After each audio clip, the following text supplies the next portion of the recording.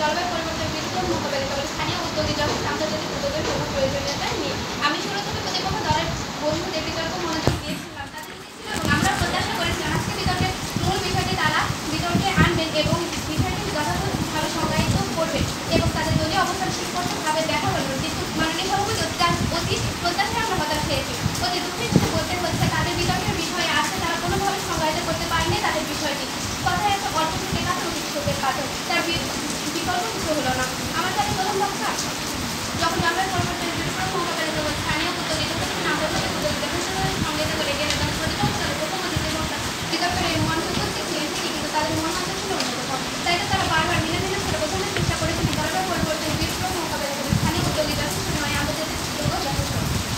বিতর্কে জলবায়ু সংজ্ঞায় যেখানে বলছে জলবায়ু পরিবর্তনের বিরুদ্ধে মোকাবেলা করে স্থানীয় উদ্যোগী যথেষ্ট আন্তর্জাতিক উদ্যোগের প্রয়োজনীয়তা, সেখানে আপনারা কীভাবে বলেন জলবায়ু পরিবর্তনের বিরুদ্ধে মোকাবেলা করে স্থানীয় উদ্যোগী যথেষ্ট আন্তর্জাতিক উদ্যোগের কোনো প্রয়োজনীয়তা নেই? আশা করি প্রশ্নের উত্তর দিয়ে দেবেন।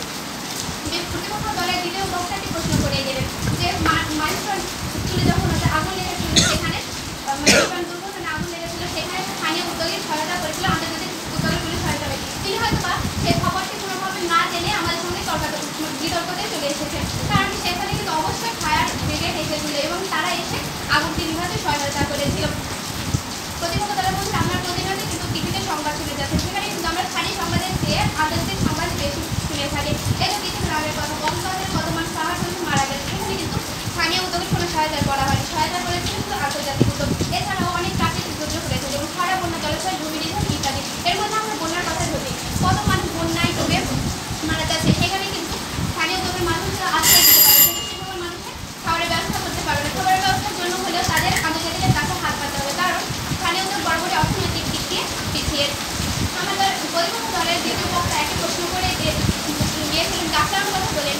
তিনি বলেছিলেন গাছ লাগানোর জন্য নিজ নিজ উদ্যোগ অর্থাৎ স্থানীয় উদ্যোগের প্রয়োজন, কিন্তু তিনি হয়তো ভুলে গিয়েছিলেন গাছ লাগানোর নির্দেশনা কিন্তু স্থানীয় উদ্যোগ থেকে আন্তর্জাতিক উদ্যোগ থেকে